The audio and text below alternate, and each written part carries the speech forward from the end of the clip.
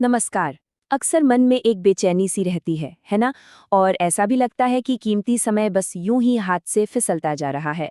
तो आज हम श्री हित प्रेमानंद गोविंद जी महाराज की गहरी शिक्षाओं को एक ऐसी चुनौती में समझने की कोशिश करेंगे जो शायद इन सवालों का जवाब दे सके। तो शुरुआत एक ऐसे सवाल से करते हैं जो शायद हम सबका है। एक ऐसा मन जो कभी शांत ही नहीं होता, चाहे कितनी भी कोशिश कर ले, एक अजीब सी अशांति, एक बेचैनी बनी ही रहती है।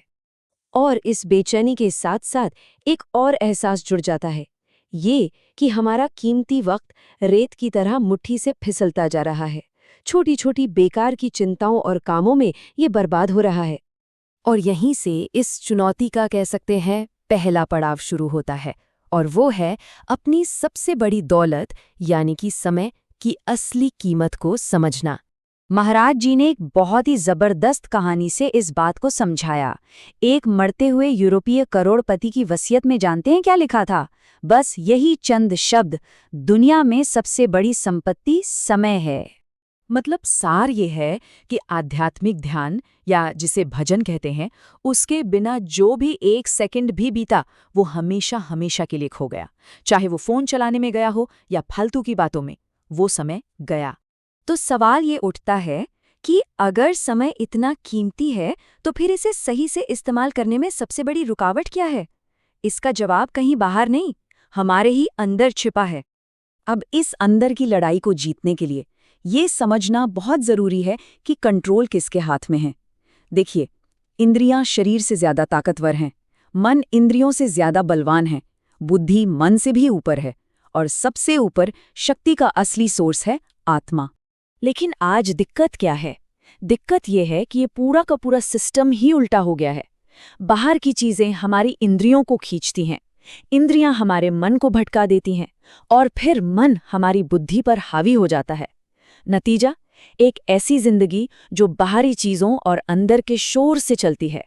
तो एक बहुत जरूरी काम यह है कि हम दो तरह की इच्छाओं के बीच का फर्क पहचानना सीखें।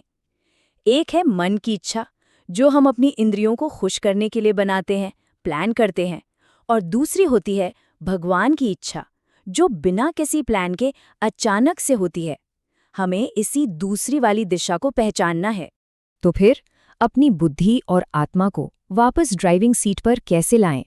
इसके लिए सबसे असरदार तरीका क्या बताया गया है? जवाब में सिर्फ एक बहुत ही शक्तिशाली साधन का जिक्र है। देखिए, शिक्षाएं ये साफ करती हैं कि तीर्थ यात्रा करना, दान देना या बड़े बड़े यज्ञ करवाना, ये सब भी अपने आप में काफी नहीं है।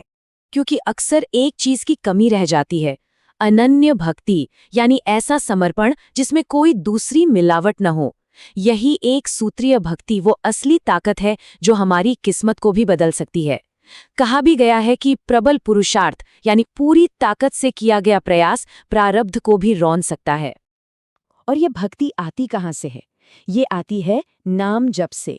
भगवान के नाम को लगातार होश के साथ दोहराना, इसी को सबसे बड़ा पुरुषार्थ माना गया है।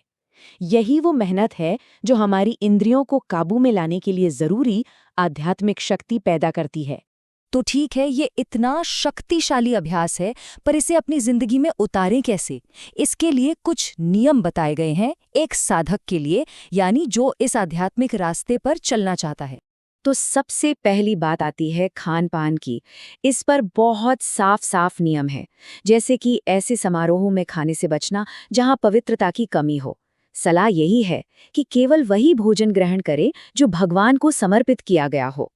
खान पान के बाद आता है आचरण, यानी हमारा व्यवहार कैसा हो। ये रास्ता एक नेक आचरण की मांग करता है जो सच, सबके लिए सम्मान और पूरी ईमानदारी पर टिका हो। गोस्वामी तुलसीदास जी ने भी कहा है कि सच बोलना, विनम्र रहना और पराई स्त्रियों को माँ की नज़र से देखने से भगवान मिल सकते हैं। और एक बहुत ही जरूरी बात, आप अभ्यास कहाँ कर रहे हैं ये जगह भी बहुत मायने रखती है। साधक को एकांत खोजना चाहिए और घाट, चौराहे, बाजार जैसी दुनियावी भीड़भाड़ वाली जगहों से बचना चाहिए ताकि मन आसानी से भटके नहीं। तो इतना सब अनुशासन, इतनी भक्ति, इस चुनौती को पूरा करने का फायदा क्या है? आखिर में मिलता क्या है? मतलब अगर कोई इस रास्ते पर पूरी ईमानदारी से चले तो उसकी मंजिल क्या होगी? आखिर में कौन सी अवस्था मिलेगी? मंजिल है पूरी तरह से आज़ादी, हर तरह के डर से, हर तरह की चिंता से, और ये जो जन्म मरण का चक्कर है इससे भी मुक्ति। और सोचिए, ये अंतिम विचार तो मौत के डर को ही पूरी तरह बदल देता है। ये डरने वाली चीज नहीं, बल्कि अपने प्रभु के पास घर लौटने की एक खुशी की यात्रा बन जाती है, एक ऐसी मंजिल जिसके लिए हम न जाने कितने जन्मों से तरस रहे हैं। जैसा महाराज जी कहते हैं, जाना है लाडली जी के पास जाना है, उसमें कोई भय है क्या?